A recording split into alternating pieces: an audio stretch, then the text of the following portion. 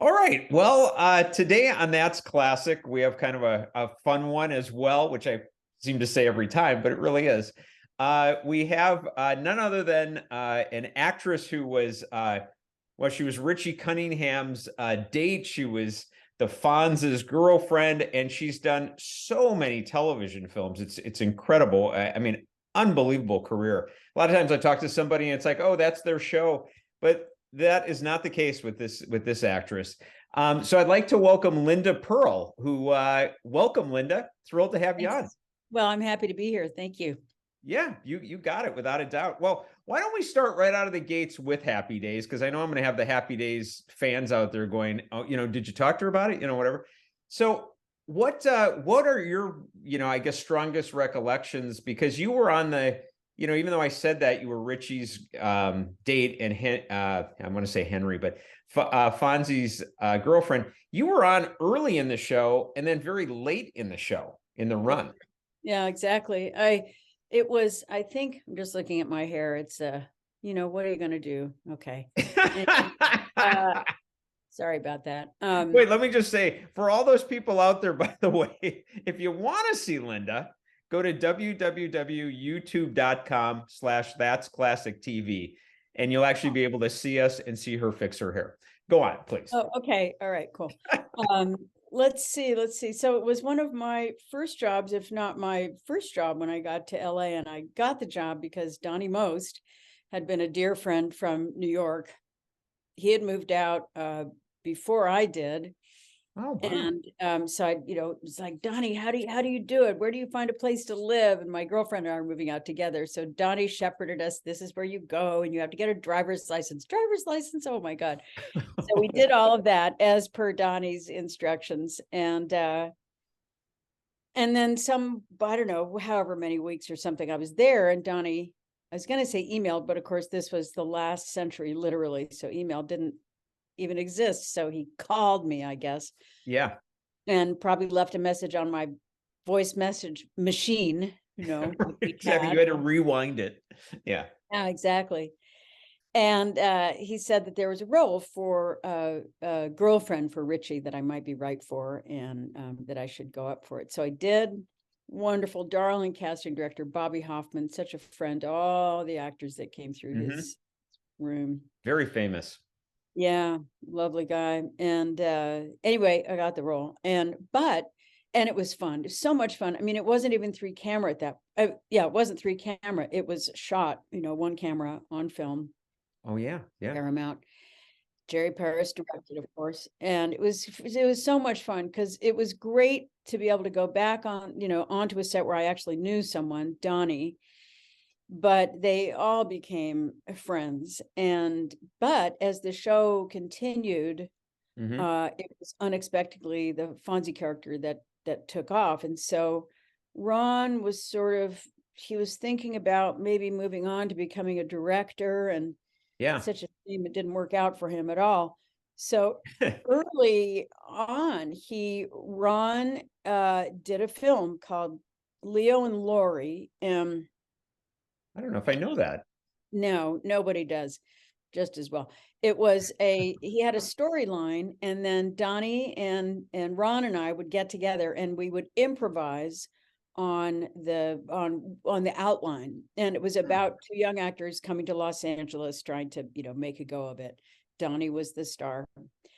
And anyway, we did it. We started to do it. It was Ron's directorial film debut. And we did it on the weekends, and we did it at Donny's apartment and my apartment, and Ron's parents did the catering, and oh my gosh, it was really, Scotch tape and spit, and we shot this thing.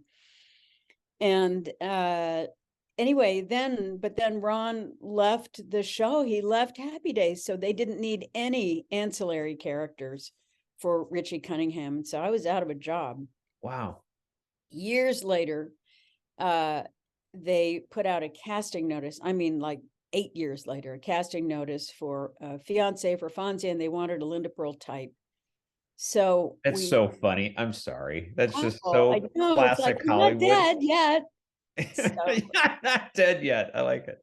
We went up. I got up for the role. It, allowed me to audition for this Linda Purl type. I got it, and hence came back, as you say, an entirely different character. And in the years that I had not been there, Happy Days had gone from, gee, I wonder if we're going to get another season, to this extraordinary success.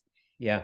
And through the intervening years, I had worked with a couple of the actors. Anson had directed me in something, and Oh, wow. Benefits with Marion, and Tom Bosley always remained a friend. So, you know, it was just kind of this continuum, this lovely, lovely continuum. And anybody who had the opportunity to work under Garry Marshall's awning was getting a master class in the right way to do something. I mean, wow.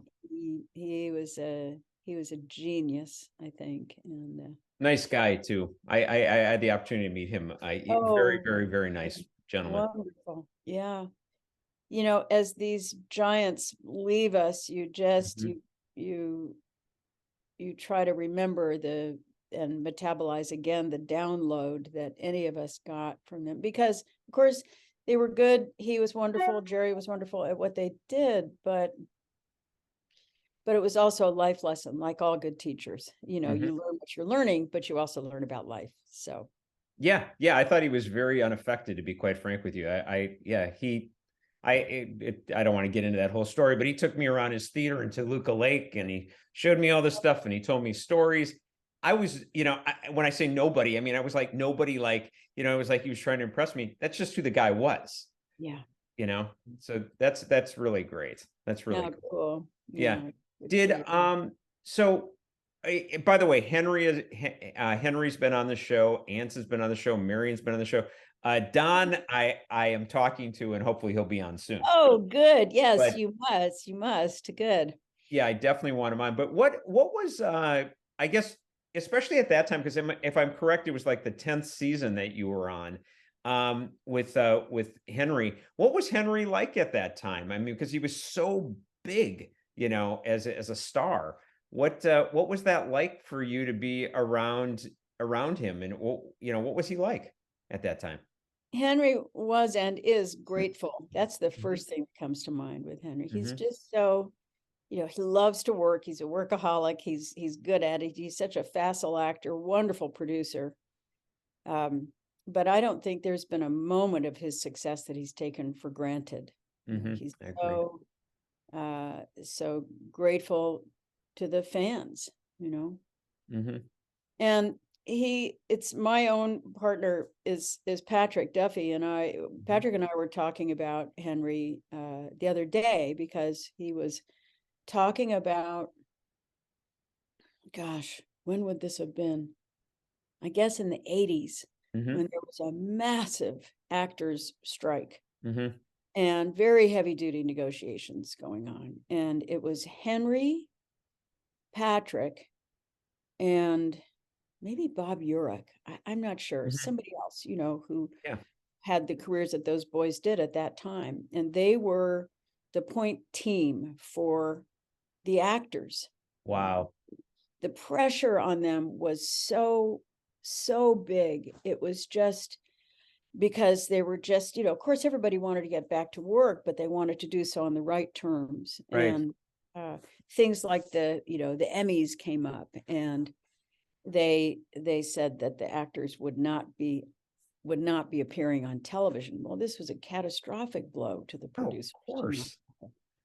Anyway, the point is, it's such a long ago memory, but the point is that Patrick was so, I mean, he and Henry forged a very fine friendship at that time, because they were in the trenches together, and they had tough calls to make, and they did right by their union members, and you know, stayed the course. They did. They did, actually. That was a very tough strike. I have an acting background too, so I'm a member of SAG and all that, and I know that was a really difficult time.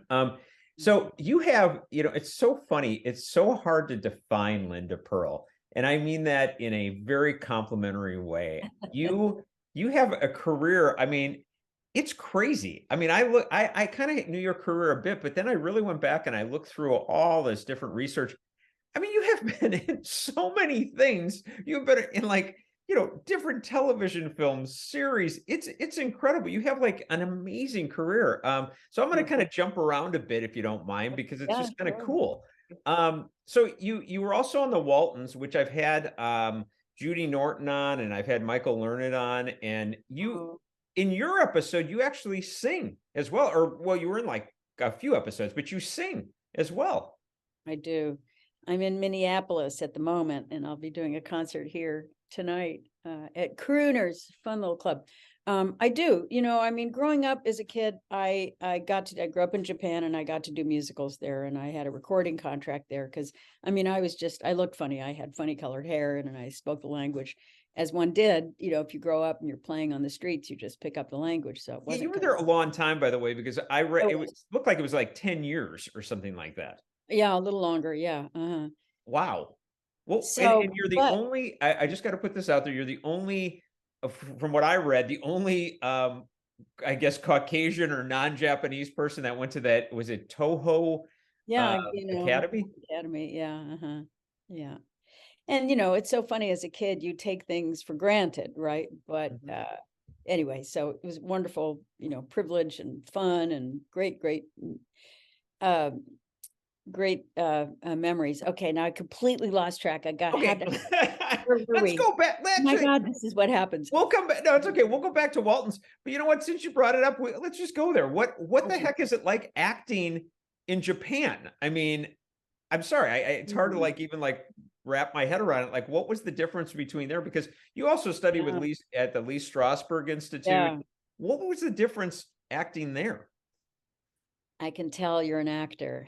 I am. That's the question an actor would know to ask. Yeah, really, really astute. Well, it was different. My training in Japan was very, very technically oriented, and the academy was interesting because it was dance, but also some, acting technique and body movement, voice training, all that stuff. Wow. But it was like their jazz classes was their version of what was happening in a jazz dance room in New York, classroom in New York. Wow. So these were, very, very trained Japanese artists many of whom had gone to New York on some kind of a sabbatical or, for months at a time, and had studied. And so they had filtered this learning in, and also seeing American plays and stuff through their lens. And then they brought it back to Japan and taught it through their lens. So there was a lot of kind of mirrors, hall of mirrors going on. Is that wild? But the training was absolutely technical. It was all technique. Then I went and studied in England, which was a good sort of midway point, because now the classes were in English. Mm-hmm. Still a very technical approach, so that was a really lucky midway point for me. Then I came to New York, where I may as well have dropped acid. I mean, it just blew my mind what was going on. Yeah. First of all, people would go to class in T-shirts and jeans, and it was like, what?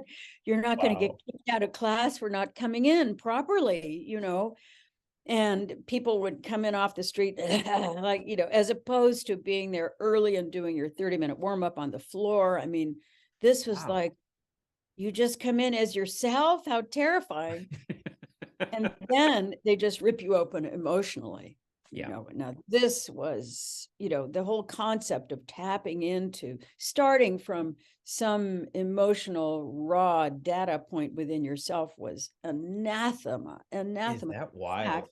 When I was little, what was I? Maybe I was pretty little, maybe 12 or something like that. I was doing a musical. I was doing The King and I, played Anna's son at the Imperial Theater. And I, in the scene at the end where they're all saying goodbye, and I cried that night on stage in spite of my training. I got caught up in the moment, and I cried real tears. I felt real emotion. It wasn't just looking sad, It's an amazing moment when that happens. Yeah. And I was so pleased with myself. And it felt, as a young actress, it felt like a breakthrough. And I go back to my dressing room, and my dresser says, Sensei, the director wants to see you. And I thought, oh, sure, I'm going to go to his office and he's going to tell me how fabulous, it was. Yeah.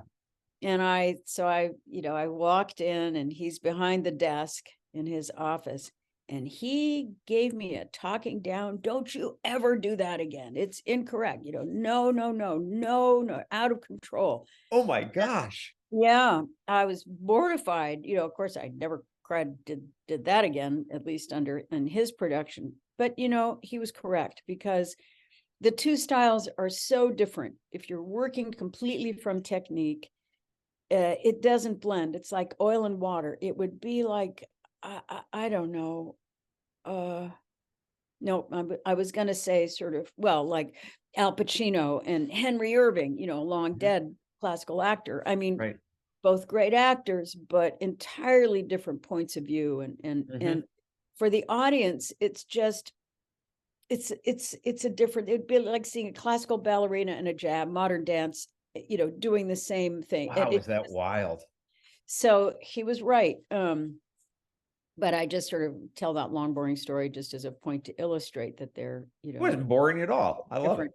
Techniques. And so now, I'm in the room with Sandy Meisner, and he's telling me to have a temper tantrum. And it's like, that just went against everything in my background and my experience.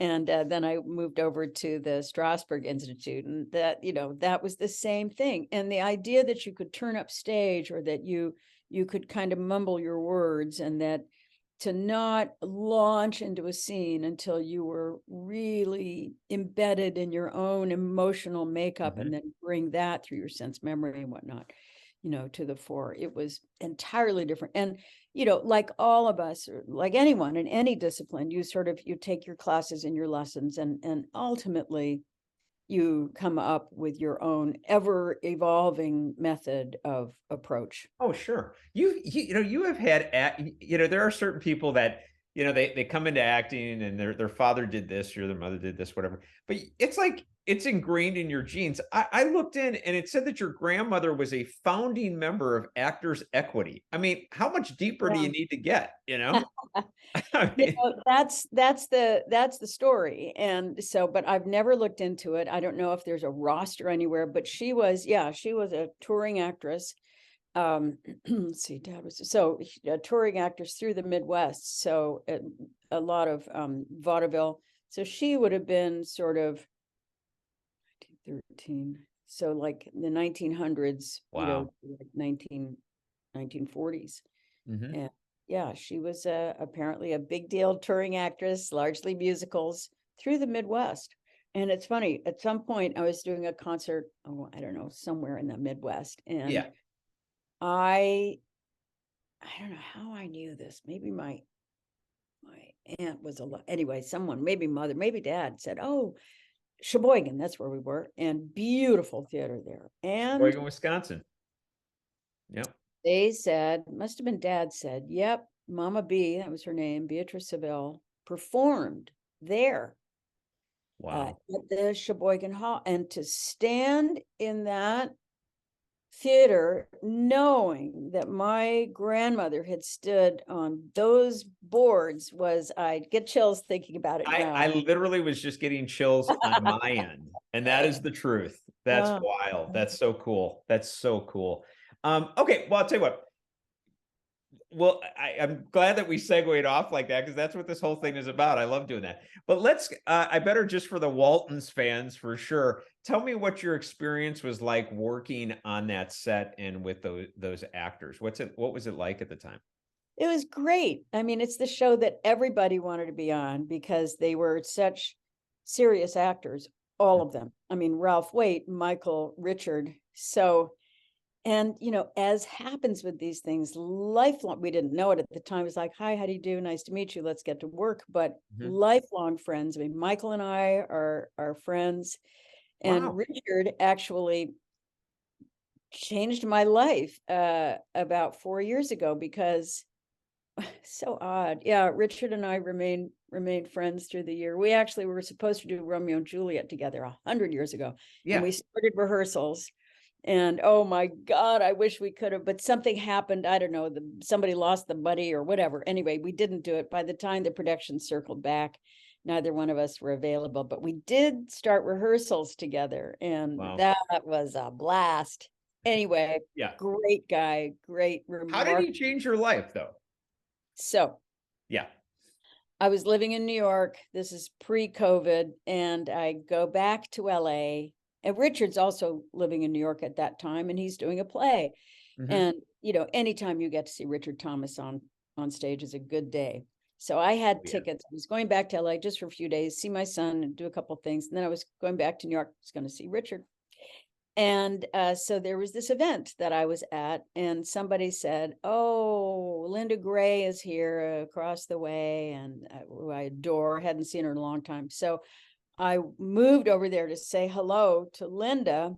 She wasn't there, but Patrick Duffy was. It was like, hey, I hadn't seen Patrick in 20 years when I had been in London, and Richard was doing a play there. He was doing art on the West End with Patrick. So of course Oh, I'd God. gone to What a see small it world.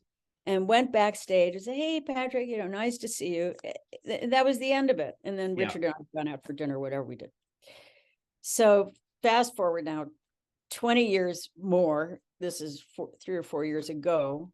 Now I say, "Oh, Patrick, I'm going to, you know, go back to New York tomorrow, and I'm going to see Richard." And he said, "Oh, for God's sakes, well, here's my email. Put me back in touch with him because we've lost touch." Oh, So wow. now I have Patrick's whatever phone or email or something like that. Go to see Richard. Richard and I take a picture, and we send it. So now we're in a group chat, the three of us. Oh, my gosh. And we, you know, how's it doing? And then, you know, Richard continued to do his play. I was doing a play in New York too now. And Patrick, you know, a few months later, he said, "Oh, well, you know, maybe I can come through. I'm going to go do some work in Canada. Maybe I'll come through and the three of us can grab a drink." You know, it was great. Then the pandemic hits. Yeah. Okay. So then nothing, but the three of us are like, "Oh my God," you know, I mean, suddenly our Richards and my place closed overnight, March 17, 2020. Yep. That's dead So on. we did a couple of little, you know, like texts after that. And then we ended up FaceTiming. And then Richard fell out of that. And anyway, a little while into Patrick and I started to Zoom Yeah. every night. Every night. For like 3 months. I mean, by now I was living back in Colorado. I'd moved back, you know, out of New York. Patrick was, you know, we were all sequestering. He was at his home in Oregon. It wasn't like anything was going on. And I mean, every assignment in life was just off. It was. You know, Yeah. you had to stay home. Yep. So yeah, we ended up having these long, it was weird. And never, I mean, without the pandemic, never would have happened, because who has that kind of time or interest, frankly. Yeah. But we just kind of kept each other company over these long talks. It was weird. Wow. And after about 3 months of that, the conversations had started off very, you know, just sort of jolly and friendly. But then after a couple of months, we sort of dropped down a level. It was like, oh, you know, then it was like, maybe there's something else, you know, possibly. So Patrick got in his car and drove to Colorado. We've been together ever since. But, you know, without that connection to Richard, it would have been just, "Hey, Patrick, nice to see you, you know, say hi to Linda," kind of thing. But we had Richard. So then Patrick and I were in New York, oh, I don't know, about a year ago. And we are literally in the middle of the side, we're in the middle of the pedestrian walkway, and there's Richard. So we were reunited in the middle of the street at like, you know, 56th and 6th or something. I mean, bizarre. Yeah. Wow, that's so cool. I love that story. I do, and it's cool that you guys are in love. I mean, obviously I had Patrick on the show, and he you know, he didn't hold back at all. I mean, he was like, "Look, I love this woman." I just think that's just really special. And by the way, as I was saying to Patrick, Richard Thomas, I mean, what a gentleman. I had reached out to him for the show. he gets back to me personally. He tells me that he's doing To Kill a Mockingbird, and once the run ends, he'll be on the show. Just a class A guy all the way. You bet. Yeah. Oh, that's great. Well, I hope we got to see him in LA it was a few weeks ago. And we saw Jeff Daniels do it and he was superb. I'm sure Ed Harris was too, but you basically have the feeling that Sorkin actually wrote the role adapted the role for Richard to play. Oh yeah, he's perfect and he's totally perfect in it. Okay, another one, which we went off on that was awesome, but just tell me this, did you enjoy you played Mary Ellen's sister-in-law, actually, I think, on the show. How did you like they were all great actors, but what was that set like? Like, what was it like to work on the set? Was it just, oh my God, it was so much fun. It was a family, and it was a wonderful family, and there were all the generations but to get to the set, you'd have to walk through it was on the Warner backlot for the most part. And so you'd have to walk through the Kung Fu set to get to somebody else and something futuristic and eventually find your way. Wow. So it was a happening place, the Warner Brothers lot. There was so much going on. But I was new to filming. I think I knew enough to hit my mark, but that was about it. But there's this thing called matching that you know about. Mm-hmm. And basically, for your audience, every time you film the same scene from a different angle, you have to match when it is you took the glass. Yep. Because if you go, when it was I took the glass, the editor can't cut back and forth. That's so right. You have to do the precise, once you've done it, you have to do the precise movements. Well, I was serving tea and I didn't know about this thing called matching. So I was serving tea to like 4 people, and I would just pour the tea and I added sugar for one and milk for the other and a spoon for one and just straight for another. I had no idea. Yeah. Now we're going to go to shoot it. And the poor script supervisor, who is the person on the set who keeps track of all of that. Yeah. To me with her eyes, her head about to explode. And she said, now, Peter, this is what you have to do. I had flop sweat. I learned the lesson. That was my primary, white knuckle ride experience. And they were very patient with me and they got me through it. It's like, cut. No, you put 2 lumps of sugar, not 1. No, that was lemon. Oh my God. Wow. That would have been just a little tense. There's segueing to a whole nother one. I got to tell you, I thought one of your best, you great actress, Linda. Honestly, I'm not just throwing that out there, but it's true. But you did Like Normal People with Shaun Cassidy. And I got to tell you, there's certain television movies. There was Sybil with Sally Fields. There's certain ones that kind of go beyond that, quote unquote, this is a television movie. Your performances were like outstanding. For people out there, they Linda and Shaun played like mentally challenged couple, I guess the best way to put it. What was that shoot like, and what was that like working with Shaun? Well, it was great, and it's another life lesson for me because I happened to have been cast first in the role, and they were talking about the actors that they were going to, offer the part to for Roger. Mm-hmm. Was the husband's character's name, and based on a real life couple, a remarkable family. Oh, I don't think I knew that. Names were like, great names, really heavy duty acting names. And then they said Shaun. And then they said that Shaun got the role. And I'm like, oh no. Because at that moment he was doing Hardy Boys and he had this huge rock star, famous career going on. Mm-hmm. And I just thought, no, he's a teeny bopper, Anyway, what are you going to do? It was a job. I was grateful for it, but I was going to it with a bad attitude. And before we did the first read through, just like a rehearsal with the director and Shaun and myself, each of us had been given access to the real couple. So, oh, cool. Patrick, excuse me, Shaun spent a day with Roger. I spent a day with Virginia. And in order for us to get their body language and their voice and just to absorb whatever we could from them and from their parents, I'll put in parenthetically here that Roger, the boy that Shaun played, had been a classmate of David Cassidy's at Beverly Hills. I mean, come on. Yeah, this is part of the brilliance of Roger's real parents, that they got laws changed because they knew their child was mentally challenged. Wow. But they kept saying to the school board, well, why can't he be in kindergarten? And they agreed, and he was in kindergarten, and first and second, every grade, they had to fight for their child to stay in the class. Wow. And they broke open the laws. They got laws changed. And finally in high school, it was too much. But David had all that while the synchronicity of all that.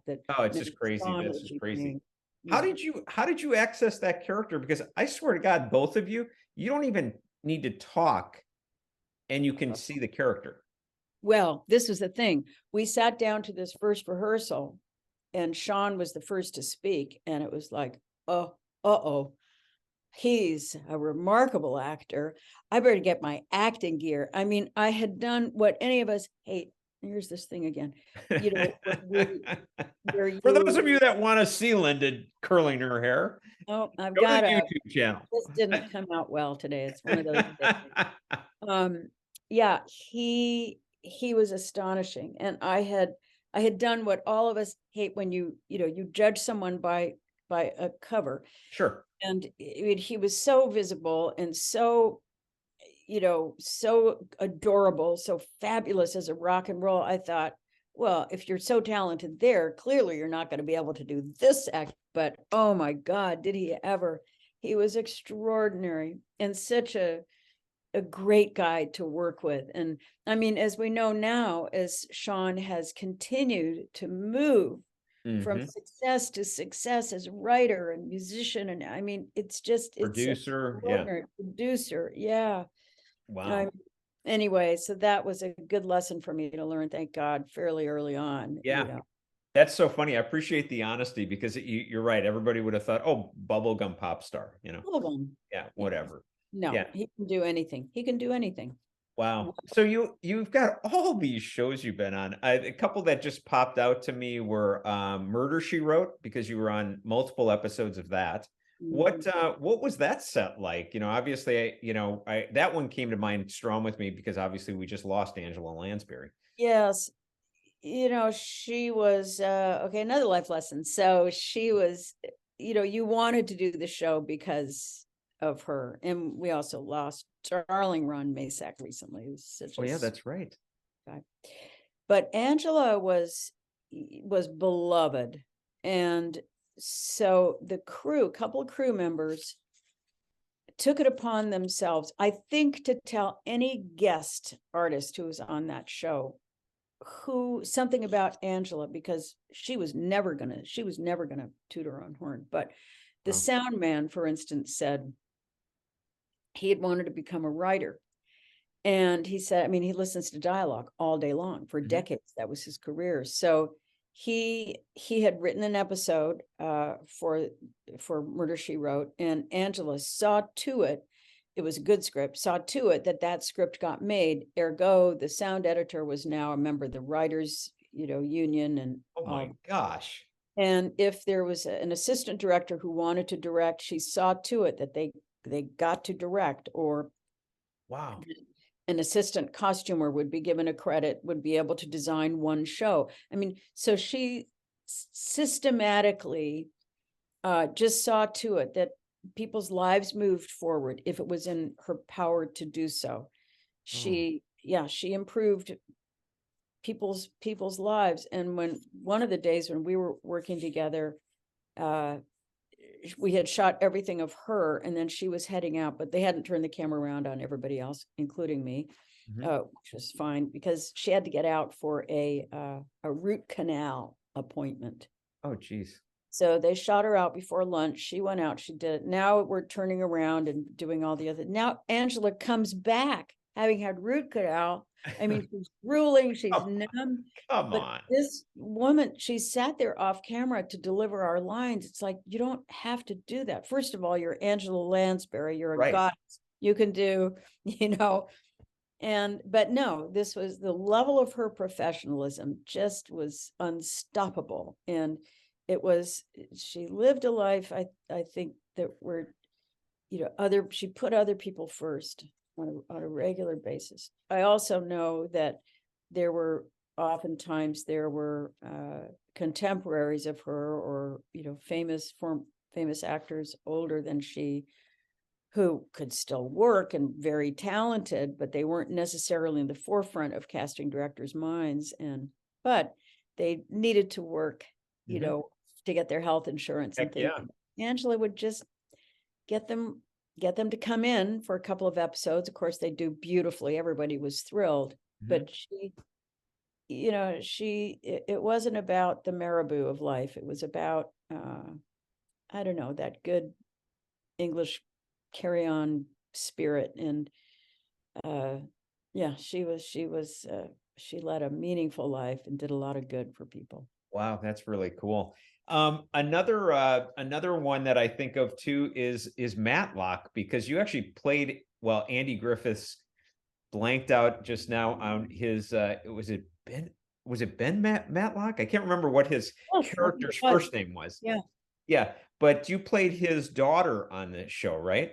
I did, yeah. Yeah, what was that like working with Andy Griffith? I mean, gosh. So that was complicated. Andy was, I'd heard about him from Ron, for such a long time, of course. So oh yeah, I was thrilled to have the opportunity to work with him. And and as we know, just an enormously talented guy. But there were also some surprises for me with Andy. He was whip smart. I mean, he was an intellect, yeah. And he had a beat on human nature. One of the things he knew from having done stand-up comedy all through the South as a younger man, writing his own material. He was a brilliant writer for himself. And he knew that if he said the line with his head this way, it was funny. If he said it this way, it wasn't funny. So he knew that better than any other actor I've had the chance to work with. So he stayed within those parameters, which obviously worked for him. Right. The pity of it is, as far as I'm concerned, is that I think we got to see a fraction of what he actually had to give as an actor. His Willie Loman in Death of a Salesman would have been mind-blowing. Wow. And his King Lear, or he had that greatness, I firmly believe, as an actor, Wow. in him. And like many comics, hysterically funny, could be the most magnetically charming person. But as I say, like many comics, he also had, he had some demons. He had some. Many comics do. Yeah. So it was, and years later, I got to spend some time with Jim Nabors, and we had a kind of a heart-to-heart, about that. The complexity. What did Jim say? When I met him, it was a thrill, first of all, and he was well into his dotage. But as he approached, he just had his arms wide open, and he was smiling, and he said, his opening line was, I knew all of Andy's demons, every one of them. And he laughed, and we just fell into an embrace, and that was the downbeat of our friendship. Oh my gosh. Oh my gosh. What can you give anybody even one sense of a demon? My show isn't about trying to downplay anybody, but I'm just curious, like, what kind of demon are we talking about? I suppose some kind of insecurity. I don't know. But there was some insecurities, and as often, look, we're all human, God knows. So sometimes with insecurities, the best way to kind of buoy yourself up is maybe to put somebody down around you. I got And you. he was good at that. I got you. Yeah, Yeah. I get So, it. but again, I was pretty young, and so I'm not sure I understood it, the wave of what was I was experiencing. But Mhm. but the biggest takeaway for me with Andy was that I wish we'd seen more of, I mean, what he did in Facing a Crowd.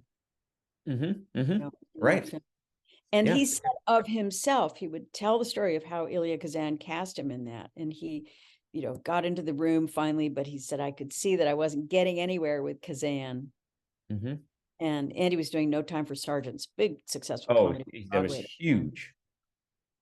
And he took Kazan and he said, by the shirt, collar, and put him up against the wall and said, you don't understand. I am this man. And that's how he got the part. But it was Wow. a telling story, because I think Andy was, as smart as he was, was well aware of the complexity of his own, rainbow nature. Yeah.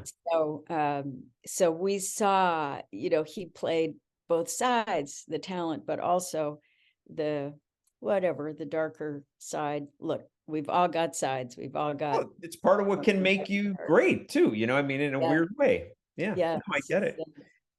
You had another, this was a television movie, and I just happen to be a big fan of that, the old 30s, 40s, but you were in W.C. Fields and Me with Rod Steiger. And I'm like, well, first of all, Rod Steiger, and I think Jack Cassidy, I want to say, is that the one with Valerie Perrine too? Yes, yes. What was that experience like? I guess working with somebody, of that magnitude. And Rod Steiger is kind of like, I don't know, he's on his own level, Yeah, it was huge. It was huge for me. There were two things about that. Edith Head was the costume designer.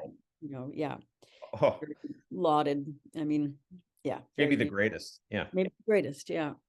So I mean, I was just in one scene. I had one costume, and so I go to Western Costumes, right next to the Paramount lot, for my Yeah. costume fitting with the great Edith Head. Wow. And I mean, I would have, whatever, if she put me in a pumpkin suit or a paper Right, bag, exactly. I would You're have with been Edith thrilled, Head. to wear it. But I came into the room and she had on the rack, I want to say 6 dresses, for me to try. Anyway, we tried them on, and one of them, of course, was wonderful. They were all fabulous. But what I understood was, if that was the right color or the fit, or then her work would look that much better. And the humility of this woman, I mean, honestly, she could have had an assistant come in and do the costume, but she didn't. She cared. She was gracious. And, especially as a young person, when you get to work with the Angela Lansbury's or the, Shaun, I mean, and you go, oh, okay, that's the standard. That's the way to go. That's how to be. You may fall short, but that's how to be. And Wow. Edith was one of those lessons. And Rod was Yeah, what was Rod like? I mean, honestly. intense. He was intense. He was just like there, Wow. And I remember on a lunch break or something, we were, for however it was, we were just standing outside in costume. So I'm with Rod Steiger, but I'm with W.C. Fields. And he gave me a lecture about the business with lots of F-bombs thrown in, Wow.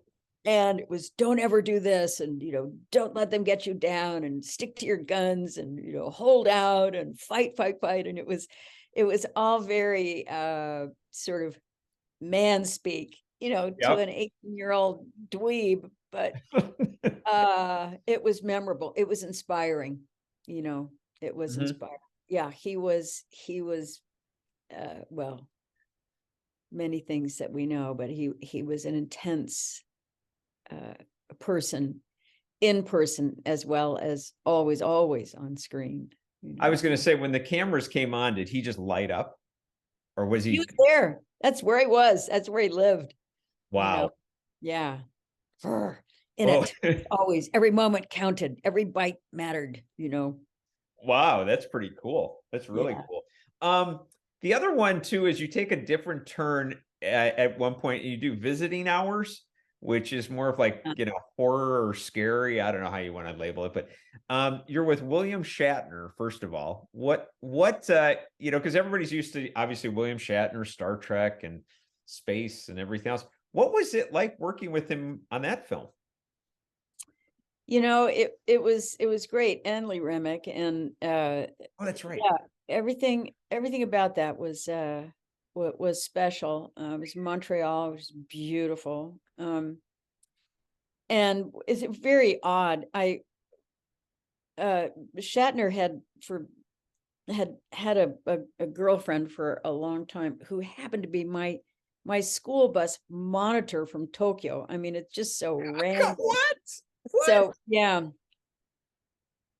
Rita Kogan was her name. Wow. So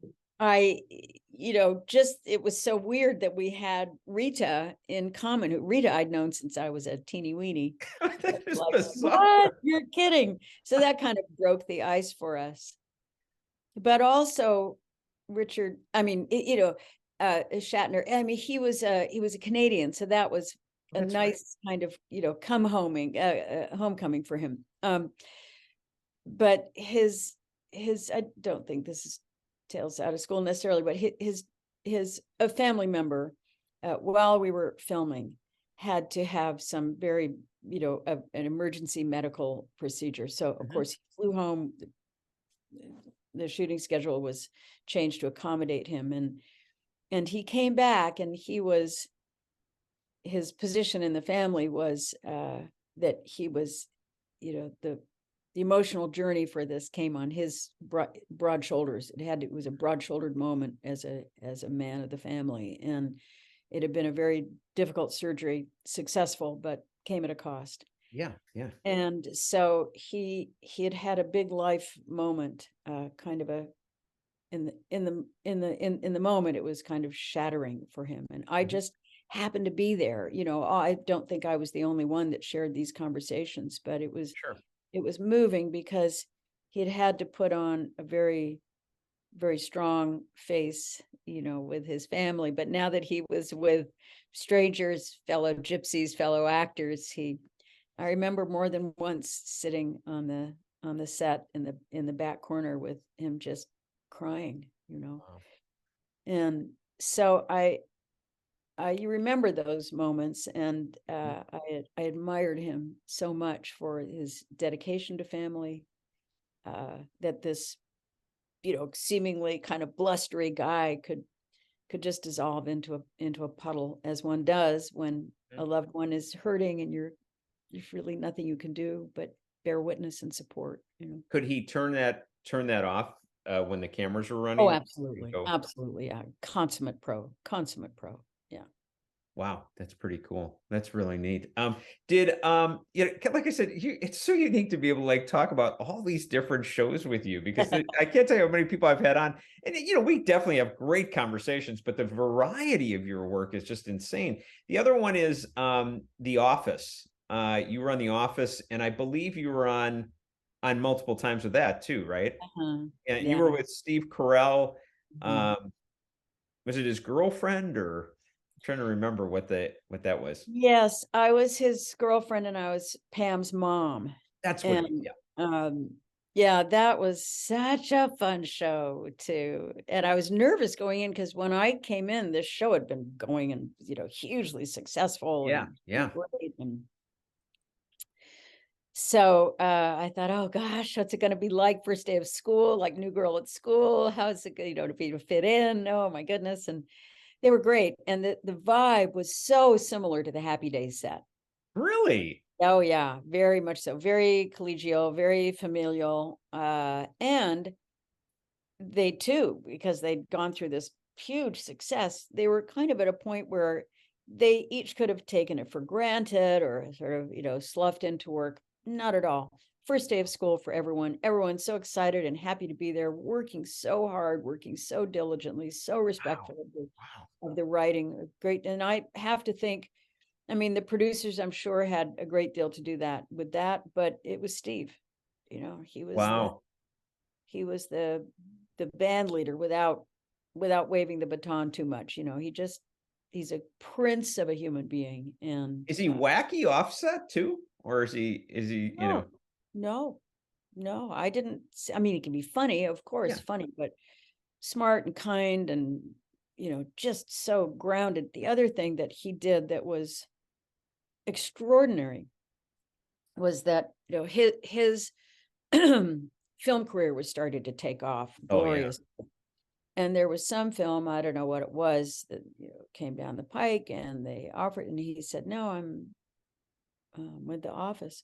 And he was at a point in his career where they were renegotiating every year. So he was not obligated at all to go back to The Office, especially so in lieu of the fact that he had this huge feature film offer. Literally. Yeah. But he knew that if he took that and left The Office with no warning, which he was legally more than able to do, no one would have faulted him for it.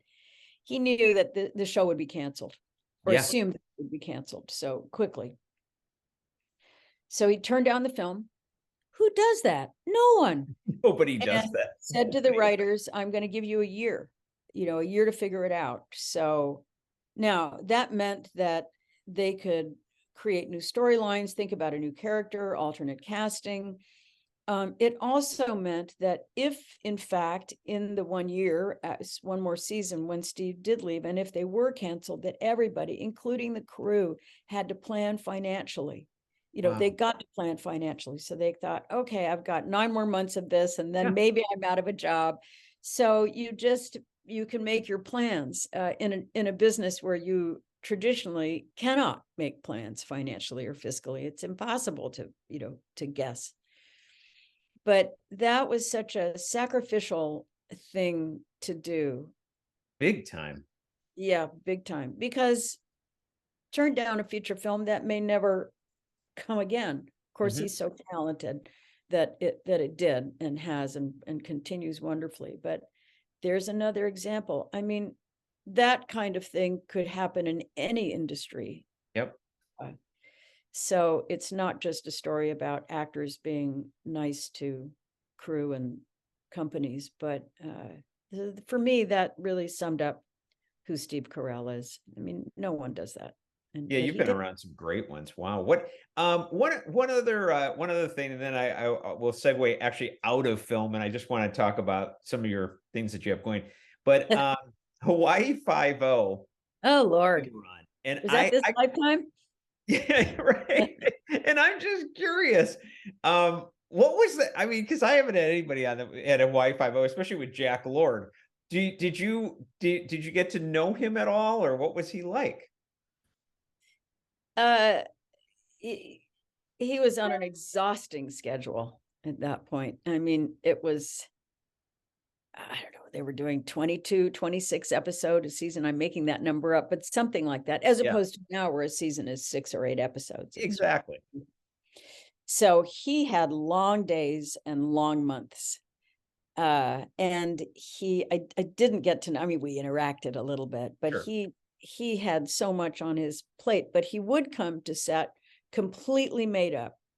I mean, he knew that people expected to see him in a particular way.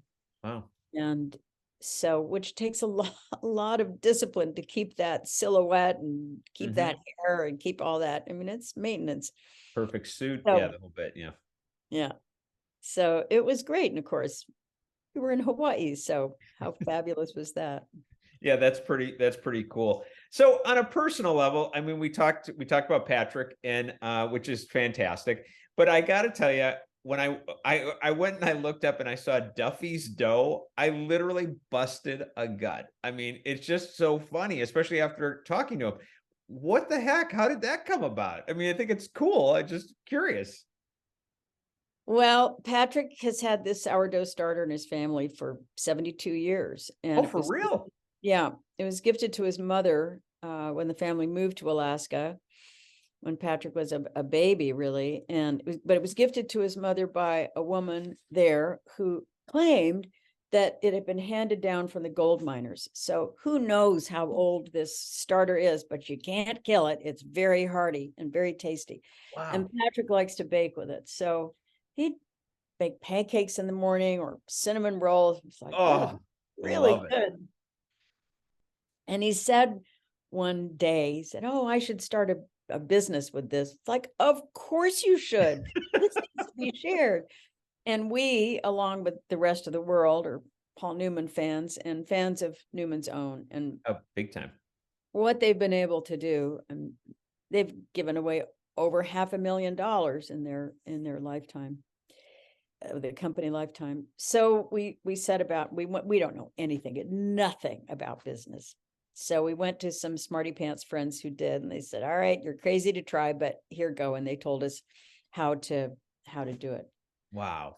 We launched, and we were introduced to this wonderful, brilliant young man, baking background, social media background. He had a good idea of what it would entail. We said, great, you do it. Just write to us once every couple of weeks and tell us what we can do to help.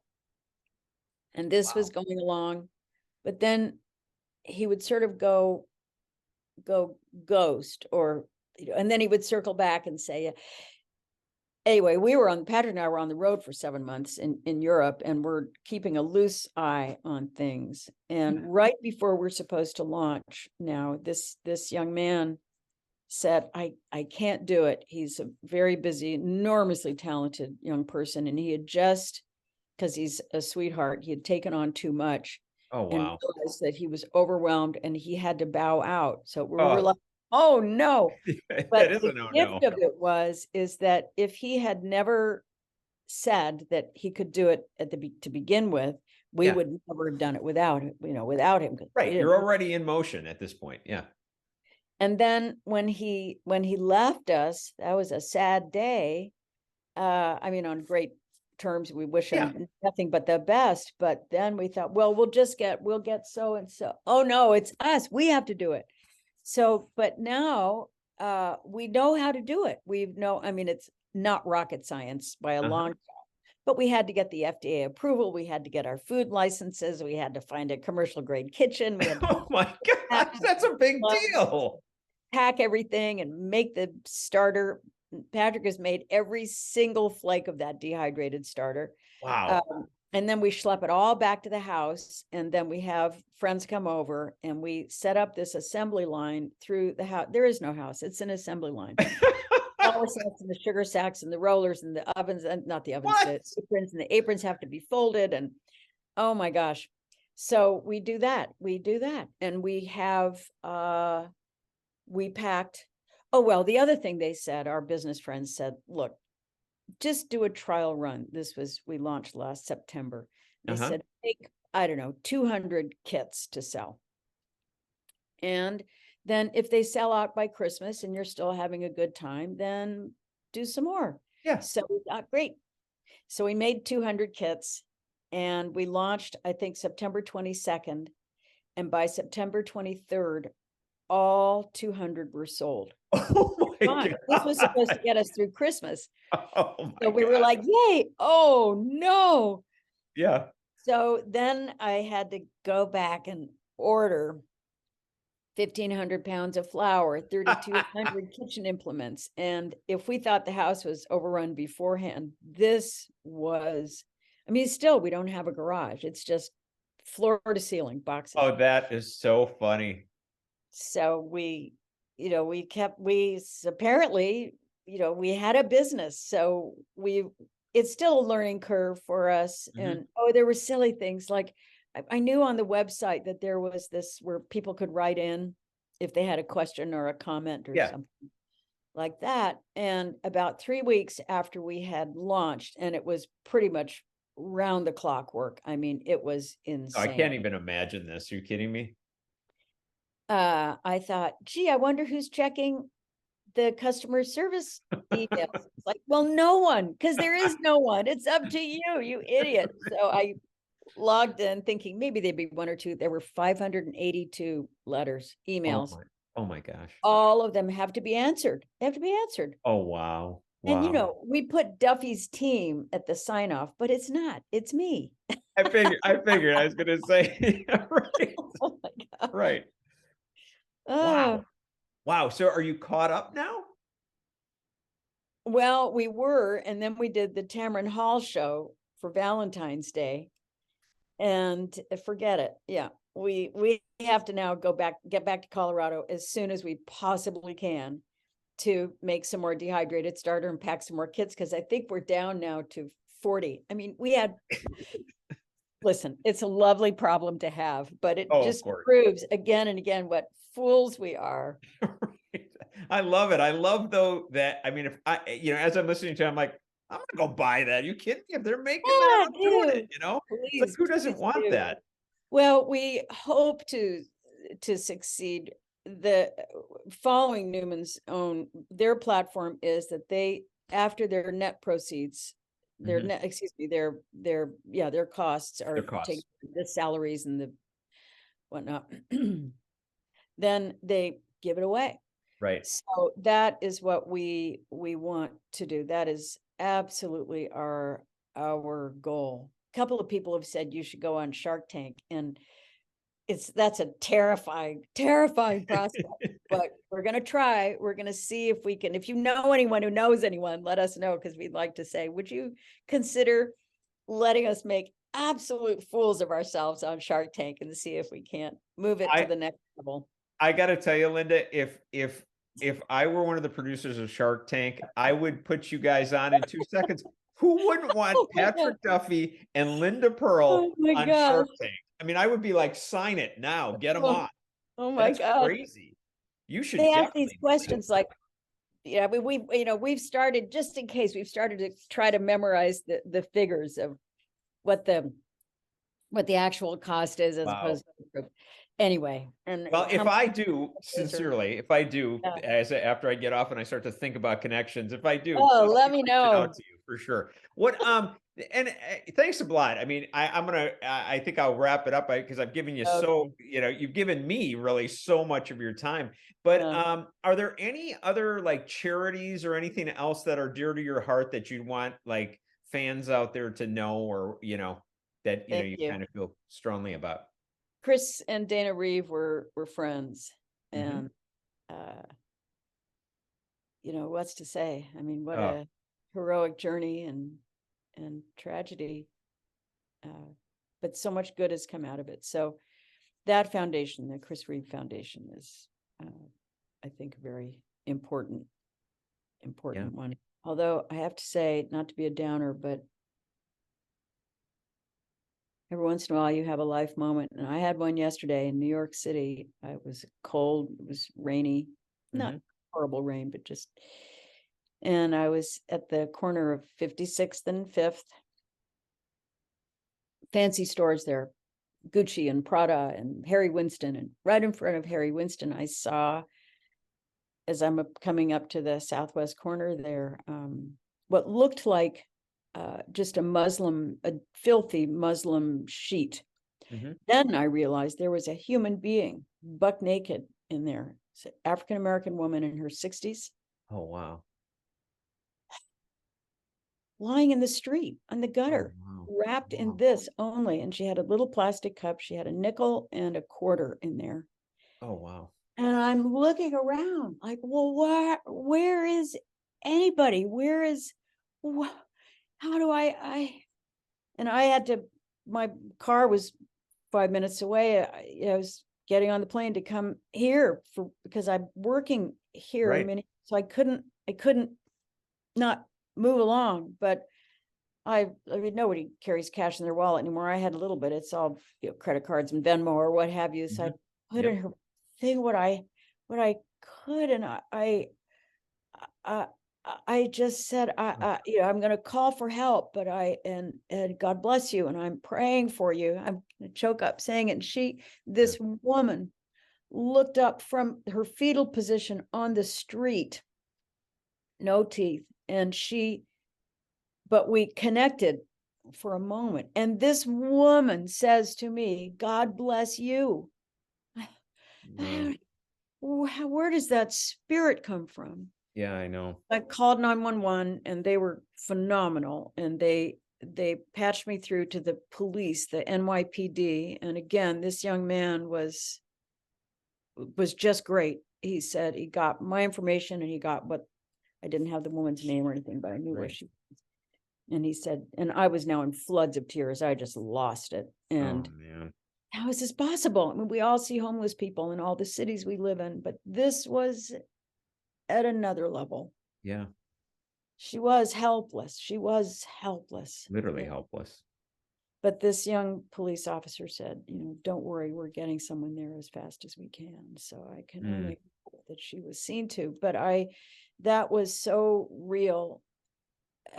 So I think it's, you have a moment like that, and it shifts the trajectory somehow. So anyway, I hope to find a charity that could help someone like her. Great. No, I thought that was terrific. Yeah, no, I feel for you. It's hard to put words down what that feels like. Well, promo. I'm going to do a promo. I just recorded a new album. It's going to be out sometime this year. I don't know what it's going to be. It's probably going to be called In the Mood, but we're just about great timing on that, by the way. It's probably going to be called In the Mood right after we come out of that. That's too funny. Oh, yeah. Okay. Well, so yeah, by the way, I mean, like I said, it's like, I don't want to keep you, but your musical career, I was pretty blown away. I was like, I went and listened to a bunch of stuff. I mean, this isn't just like, hey, look, I'm Linda Purl, I'm the actress. I think I'll sing. I mean, you have a beautiful voice. How can fans access your music? Let's put it that way. Very, very much. Well, through my website, lindapurl.com, but we're on Spotify and Apple iTunes, and I don't know, wherever you buy albums, but I think everything's available through the website, but it's on Spotify. Yeah. I know, this goes back to the tippy top of the interview. We're talking about music. I got to do musicals as a kid. And then once I moved out to LA and I was 18, suddenly there was no music in my life. Didn't use it for Marcus Welby or the Waltons, well, actually that's not true. It did for the Waltons, but the Waltons, yeah. Musicals they weren't.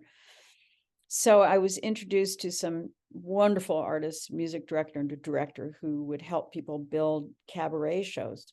Absolutely terrifying to do a show, because it's when you stop singing, it's your turn to talk. And when you stop talking, it's your turn to sing. And the train's going to move whether or not you're talking. There's no character. It's just you and the audience. Right.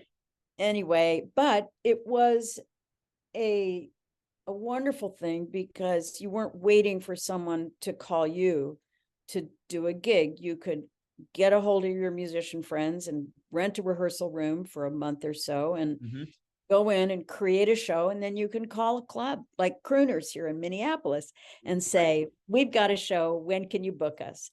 So you could be proactive. And I'm such a lazy person that the only way I'm going to do my sit-ups or keep my chops in order is if I know I've got a gig.